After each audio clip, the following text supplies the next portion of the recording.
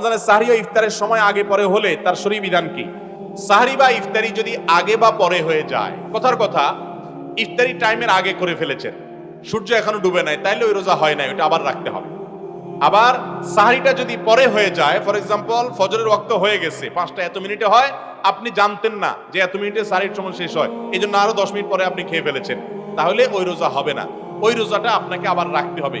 অনিচ্ছাকৃত হয়ে থাকলে আল্লাহর কাছে মাফের জন্য গুনাহ হবে না, কিন্তু রোজাটা আপনাকে আবার রেখে দিতে হবে। এই জন্য সাহরি এবং ইফতারি টাইমলি করার চেষ্টা করতে হবে। তবে এর মানে এটা না যে ইফতারি আবার দেরি করে করবেন, ওয়াক্ত হয়ে গেছে নিশ্চিত, আর দেরি করবেন না। হাদিসে আসছে এই উম্মত ততদিন পর্যন্ত কল্যাণের মধ্যে থাকবে যতদিন পর্যন্ত তারা ইফতার তাড়াতাড়ি করবে আর সাহরি দেরি করবে।